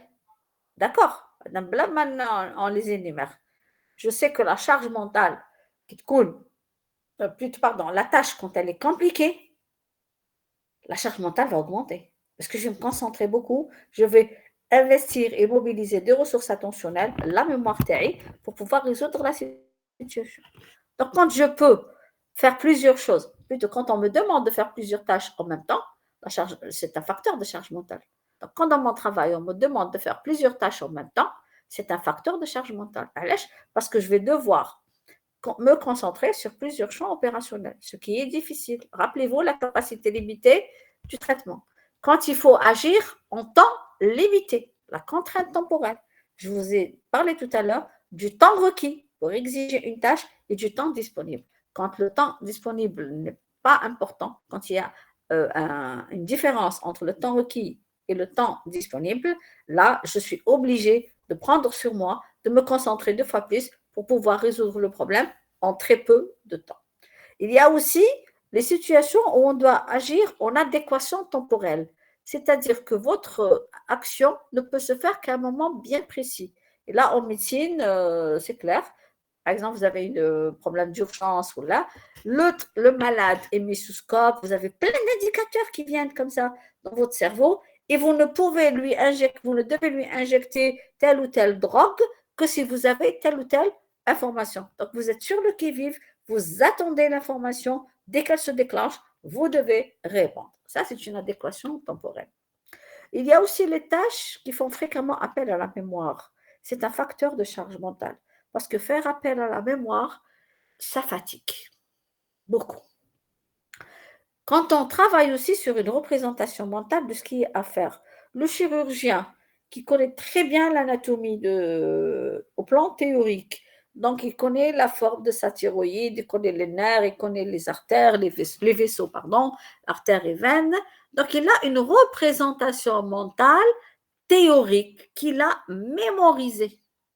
Il va devoir opérer son patient sur une représentation mentale. Et la représentation mentale n'est pas toujours fidèle à la réalité. Les thyroïdes, elles ont beau se ressembler, des fois, il y a des différences. Donc, le fait de travailler sur une représentation mentale est hyper fatigant. C'est un facteur de charge mentale. Quand on doit faire aussi un diagnostic de l'état du système avant d'agir, et je reviens aussi à l'exemple médical, vous devez poser un diagnostic avant de passer à votre conduite à tenir. Et le diagnostic, vous avez besoin des informations qui vous viennent du patient, vous avez besoin de votre mémoire qui a mémorisé plein de choses, puisque vous êtes des médecins, vous avez appris des choses, et vous attendez le moment adéquat pour agir. C'est ce qui complique les choses. Il est aussi considéré comme facteur de charge mentale le fait de poursuivre une tâche, même simple, pendant une longue période. D'accord? Donc, en matière de facteurs qui caractérisent la nature de la tâche, nous avons qu'est-ce qui est considéré comme facteur de charge mentale? Le fait de faire plusieurs choses en même temps, le fait d'agir en temps limité, il y a une contrainte temporelle, le fait d'agir à des moments bien précis, le fait de faire appel fréquemment à la mémoire dans le traitement de l'information, le fait de travailler sur une représentation mentale, le fait de faire un diagnostic de l'état avant d'agir du système, le fait de poursuivre une tâche, même pas compliquée du tout, pendant une longue période. Là, vous êtes dans la sous-activation du cerveau, chute de performance, et dans toute situation, il y a une suractivation, puisqu'il y a des informations qui sont compliquées, ou bien le manque de temps, ou bien faire trop appel à la mémoire pour pouvoir agir. Voilà donc pour la tâche. C'est bon? Oui. Oui. Très bien. J'avance. En matière de contrainte de temps, par exemple, pour les travaux répétitifs, la contrainte de temps, elle va résulter de quoi? Elle résulte le plus souvent de la nécessité pour le travailleur de suivre une cadence. Le travailleur, il a une cadence, il doit répéter. Il doit répéter les mêmes gestes selon une cadence qui ne lui est pas propre. Donc, il y a plus ou moins de fortes contraintes. Il faut qu'il agisse. Donc, il est sur le qui-vive pour ne pas manquer le moment où il doit suivre la cadence. Il faut qu'il suive. Donc là, c'est un facteur de charge mentale. Pour les travaux non répétitifs, la contrainte temporelle, comment on peut l'objectiver si vous voulez, elle peut résulter de l'exigence de tenir un certain rendement ou de l'impossibilité d'arrêter la machine, par exemple en cas d'incident. C'est-à-dire, il y a une contrainte de temps. Pour le travail répétitif, c'est la cadence, c'est le fait de suivre la cadence. Il est obligé d'agir à des moments adéquats. Dès que c'est son tour de faire, il va le faire. Pour les travaux non répétitifs, la contrainte de temps, c'est quand il a, par exemple, un rendement. Vous devez produire tant de pièces, donc là, il va pouvoir faire vite pour pouvoir arriver à atteindre son objectif, ou le fait de ne pas pouvoir arrêter la machine en cas d'incident, parce qu'il a aussi cette histoire de rendement. Donc, la contrainte de temps est un facteur de charge mentale très important à prendre en considération parce qu'à un certain niveau de pression de temps, le travailleur sera contraint de supprimer certaines informations. Donc, il va pouvoir modifier ses modes opératoires, comme l'étudiant de tout à l'heure qui a modifié sa façon de répondre parce qu'il manque de temps. D'accord? Ça, c'est la tâche. Nous allons voir le poste. L'aménagement physique du poste, on revient à l'aménagement des plans de travail, l'espace, etc. Mais dans la charge mentale, il y a deux aménagements qui sont importants. C'est l'optimisation des dispositifs de signalisation, c'est-à-dire que là, vous êtes dans des postes où il y a des informations qui doivent arriver. Donc, on a des dispositifs de signalisation. Il faut les concevoir d'une façon optimale pour que les informations ne soient pas redondantes, pour qu'elles puissent être bien perçues au moment adéquat. Il faut qu'il y ait aussi dans ces postes de travail une compatibilité entre les signaux et les réponses. C'est-à-dire qu'il ne faut pas qu'il y ait un signal dans un coin, il faut qu'il aille à 10 mètres plus loin pour pouvoir répondre. Là, il va se disperser. Donc, pour les dispositifs de signalisation, leur optimisation consiste à rendre les informations discriminantes et intelligibles. Discriminantes, c'est-à-dire, il yaraf de quoi il s'agit. Intelligible, c'est-à-dire, il arrive à les percevoir. Donc, il faut améliorer la perception en améliorant le choix des informations, en ne gardant que les plus pertinentes. Les informations qu'on peut enlever, on va les enlever. Il faut maintenir un minimum de redondance parce que si ça se répète trop, le cerveau ne va plus réagir. Il faut optimiser aussi les facteurs de visibilité et de lisibilité. Par exemple, pour les écrans, il faut bien que les chiffres, par exemple, soient avec une police beaucoup plus importante. Il ne faut pas que ce soit trop petit, sinon il va perdre. Il faut aussi positionner ces informations dans le champ de travail. Ici, il s'agit d'informations qui vont être perçues par quoi? Par les yeux. Il y a les alarmes aussi qui doivent être bien positionnées. C'est pour ça qu'on doit améliorer la perception des informations. Mais là aussi, quand on fait appel à de la surveillance et qu'on a besoin de plusieurs informations pour traiter, pour pouvoir programmer une réponse, dans ce type de situation, il est préférable de minimiser la charge mnésique, c'est-à-dire la charge en rapport avec la mobilisation de la mémoire. Et là, il faut, dans le poste de travail, mettre des aides au travail appropriées. C'est comme pour les médecins. Eh ben, vous ne pouvez pas tout garder, surtout dans les premières années d'exercice. On a toujours des petits bouquins avec les ordonnances type. Quand on était interne, on avait notre petit calepin, on écrivait des conduites à tenir, parce que c'est trop fatigant de toujours faire appel à la mémoire. Et attention aussi, nous avons très peur de faire une erreur quand on interprète mal les informations que nous renvoie le patient. Là, ça veut dire qu'on a bossé un mauvais diagnostic. Donc, on a les symptômes ou comment les diagnostics différentiels, pourquoi je pense à tel diagnostic et pas à celui-là. Vous voyez un peu l'effort à la mémoire, mais en même temps, il me faut une conduite à tenir dès que j'ai arrêté un diagnostic. Et là, faire appel trop à la mémoire, ce n'est pas bon.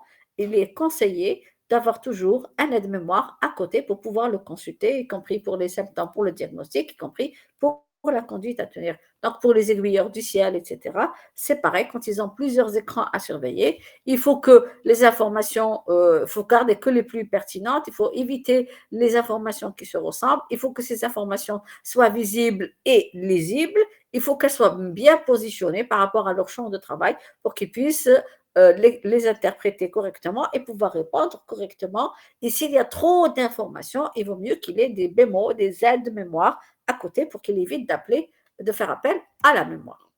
Ça, c'est le poste de travail. Le poste de travail, c'est surtout l'aménagement de l'espace pour la présentation de l'information.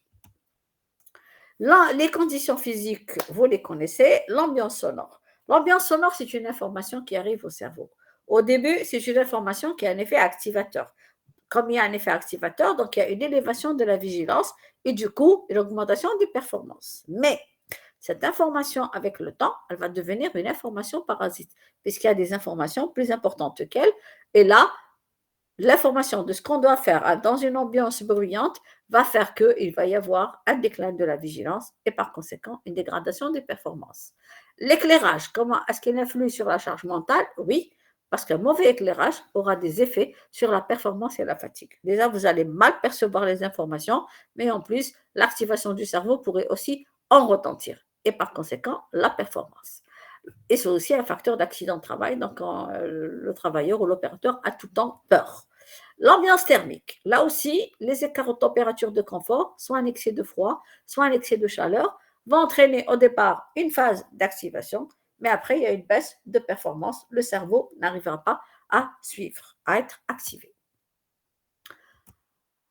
L'organisation du travail, je vous en parlerai la prochaine fois. Il y a la latitude décisionnelle, il y a la place que joue la place de l'opérateur dans l'équipe ou collectif de travail qui va jouer un rôle très important. Rappelez-moi, dans l'organisation du travail, la prochaine fois, nous allons parler du concept du Karasek, nous allons parler du concept de Segrist avec ce manque de marge de manœuvre ou là avec les efforts qu'on investit dans le travail. Donc, l'organisation du travail, c'est le climat psychosocial qui va interférer et jouer sur la charge mentale. Là aussi, donc, ce que nous savons jusque-là, c'est que la capacité de traitement varie d'un individu à un autre, nous l'avons dit. Donc, nous avons vu les facteurs qui interfèrent sur la tâche, sur le poste de travail, notamment en matière d'optimisation de la présentation des informations. Nous avons vu les facteurs inhérents à l'environnement physique du travail, les facteurs inhérents à l'organisation du travail, notamment à marge de manœuvre, à la latitude décisionnelle, à la satisfaction, etc. C'est ce qu'on va voir la prochaine fois avec les RPS. Maintenant, quels sont les facteurs de la charge mentale dépendants de l'individu, c'est-à-dire des facteurs qui vont influer sur la capacité de traitement individuel. Il y a un facteur, c'est le niveau d'apprentissage. Nous avons dit tout à l'heure, pour traiter l'information, nous avons battre avec l'apprentissage et l'entraînement. Pourquoi? Parce que je vais avoir des conduites à tenir toutes prêtes, c'est des tiroirs, c'est bien organisé, je sais quoi faire par rapport à telles informations. Donc, je me fatigue moins. Donc, le niveau d'apprentissage est un facteur de la charge mentale. Mais c'est un facteur qui est favorable, puisqu'il permet de choisir rapidement le choix des modes opératoires. Il y a l'âge, qui est un facteur aussi de charge mentale. Pourquoi? L'âge pourrait entraîner un déclin des fonctions sensorielles et un problème de coordination. Donc, ce sera un facteur qui va décliner la prise de l'information, le traitement de l'information, etc. Mais avec l'âge, les capacités, on ne devient pas moins bête avec l'âge. Hein. Donc, les capacités intellectuelles, elles sont préservées. Mais il y a une faiblesse, c'est la mémoire, qui reste vulnérable. Mais le déclin des fonctions sensorielles, de la coordination, des capacités intellectuelles, de la vulnérabilité à la charge mentale, c'est l'expérience. Donc, l'expérience va compenser une moindre rapidité sensorimétrice ou bien intellectuelle. Il y a d'autres facteurs aussi qui sont considérés comme facteurs de charge mentale puisqu'ils diminuent la capacité de traitement individuel. C'est l'état de santé, c'est la prise de médicaments, c'est l'alcool, c'est le tabagisme. Ces facteurs peuvent faire varier la capacité momentanée de traitement, l'essai sensoriel et le niveau de vigilance. Nous avons dit tout à l'heure que pour la charge mentale, c'est le rapport actuel entre les contraintes ou les contraintes liées au traitement de l'information par rapport à la complexité, par rapport à la contrainte de temps, par rapport aux ambiances, par rapport à l'environnement psychosocial, mais aussi par rapport à la capacité de traiter. Si la capacité est importante, même si les contraintes sont importantes, je peux faire face. Mais si les capacités sont au plus bas, parce qu'on est malade, parce qu'on prend des médicaments qui diminuent le niveau de vigilance, parce qu'on prend de l'alcool qui diminue aussi le niveau de vigilance, le tabagisme, etc., eh ben, je vais altérer ma capacité de traitement et je vais faire des bêtises. D'accord? Je vais percevoir ma charge mentale comme étant importante. D'accord? Oui. Quelles sont les astreintes liées au travail mental? Et par astreinte, si vous voulez, quelles sont les manifestations qu'on pourrait rencontrer? Eh bien, ça, je pense que ça va se jouer sur deux volets. Ça va se jouer sur la performance et ça va se jouer sur les effets sur les personnes elles-mêmes. Sur la performance, les premières manifestations, ce sont les erreurs. Dès que vous commencez à faire des erreurs, la première chose que vous dites, ah non, je suis fatiguée, je crois. C'est ça. Parce que vous avez votre capacité de traitement de l'information qui diminue parce que vous vous êtes trop mobilisé dans le traitement de l'information. Le premier signe de dysfonctionnement, ce sont les erreurs. Vous dites, ah non, non, moi j'ai intérêt à bien dormir ce soir, à me reposer, je reviens demain en forme et je vais pouvoir faire face. Il y a aussi une baisse en matière de qualité. Vous allez fournir un travail de moindre qualité ou bien de moindre quantité. Donc il y a les erreurs, les problèmes de qualité et les problèmes de quantité de production qui sont les premières manifestations de astreinte. C'est-à-dire que là, il y a une surcharge ou là, une sous-charge mentale. Pour les personnes elles-mêmes, ça pourrait retentir aussi. On pourrait observer des troubles somatiques ou des troubles psychiques. Parce que dès que vous ne pouvez plus faire face aux exigences de la situation de travail, c'est le mode stress que vous lancez. Le mode stress veut dire adrénaline, noradrénaline, cortisol. Et ce sont des hormones qui sont très néfastes pour l'organisme. Donc, il y a une diminution de la fiabilité humaine, donc une diminution de la fiabilité du processus cognitif. Les erreurs.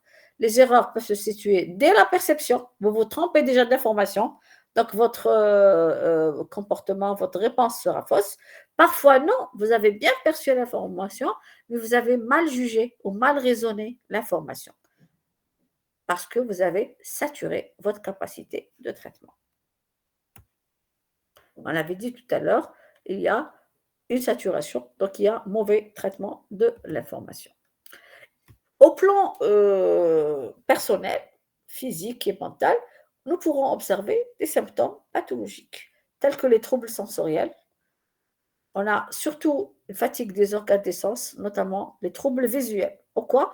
Parce que le canal visuel est la principale voie de recueil des informations à traiter.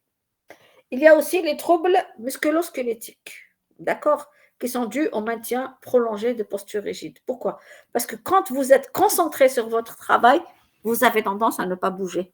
Donc, vous êtes tendu, d'accord? Donc, les situations dans lesquelles la charge mentale est importante ou prolongée, elles entraînent le maintien de postures d'autant plus rigides que la charge est intense. Nous avons aussi la fatigue. Elle est aussi bien musculaire que nerveuse, et surtout quand il y a un travail statique. La fatigue, elle peut survenir par une astreinte musculaire ou là une sollicitation des organes sensoriels, soit une trop grande stimulation, soit l'environnement où il y a du bruit, où il y a un mauvais éclairage ou de la température. Donc, la fatigue, au départ, elle est normale, au physiologique, on dort, on se repose et on se ressource. Le lendemain, on revient.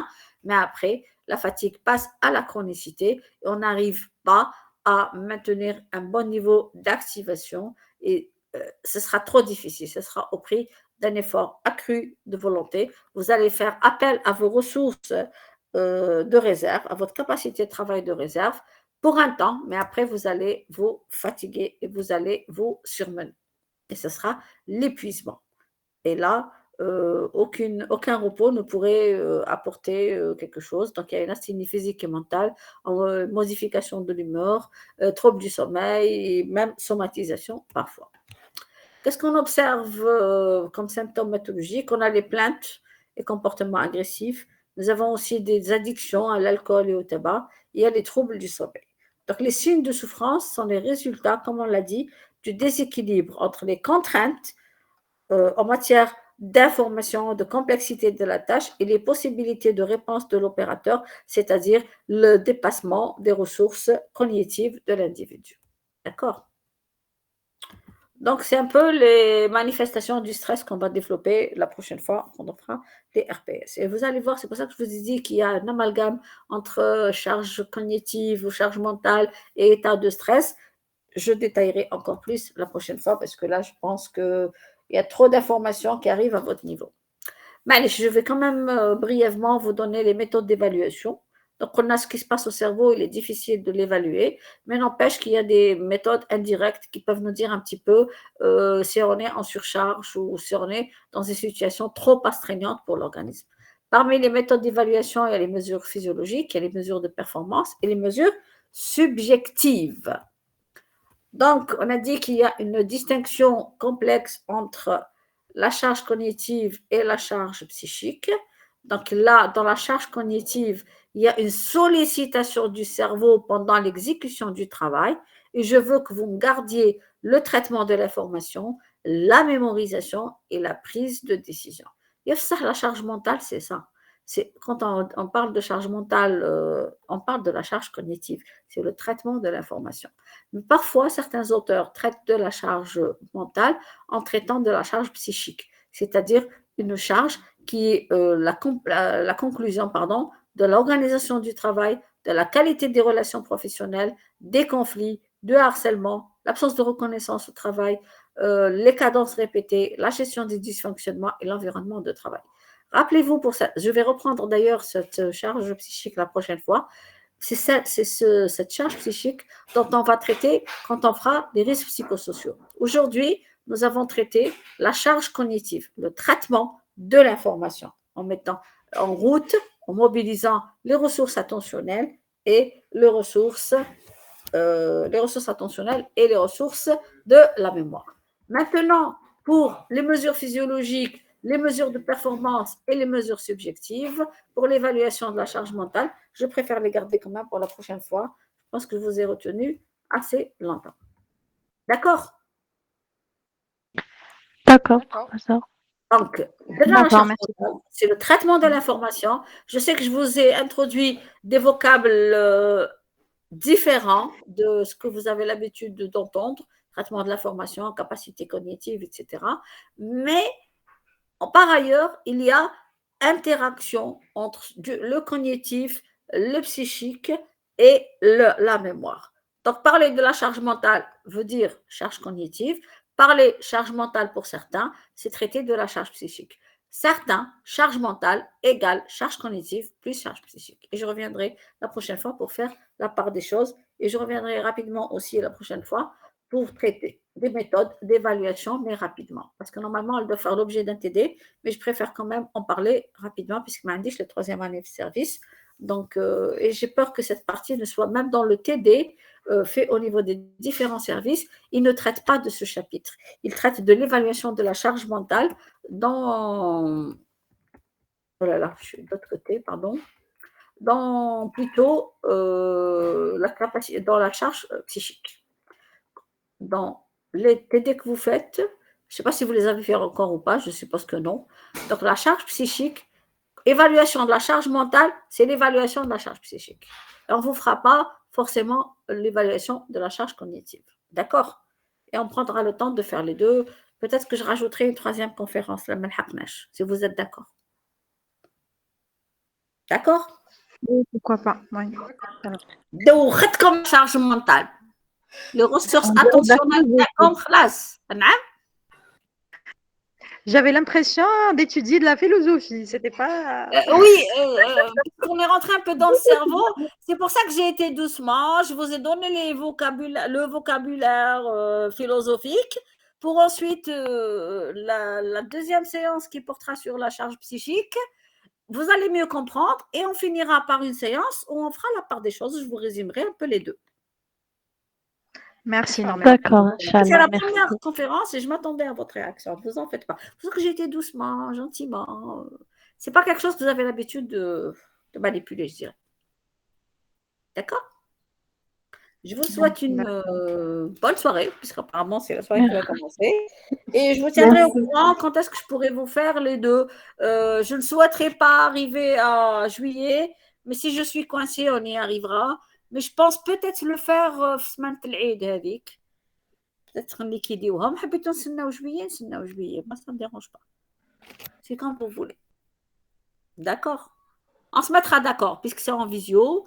Je pense qu'on ira peut-être vers on ira vers 3 séances. On prendra le temps de. Je préfère 3 séances de 2 heures qu'une séance de 3 heures. De 2 séances de 3 heures. D'accord? D'accord, pas de problème. Ok, mes amis. Merci, Ok, professeur. merci, professeur. La prochaine fois, on fera les RPS. C'est aussi intéressant et on essaiera de faire la part des choses par rapport à tout ce jargon philosophique dont je vous ai assailli aujourd'hui. Je vous embrasse, mes chers résidents. Et à très bientôt. Merci. Merci Au beaucoup, revoir. professeur. Au revoir. Professeur. Au revoir. Au revoir. Au revoir.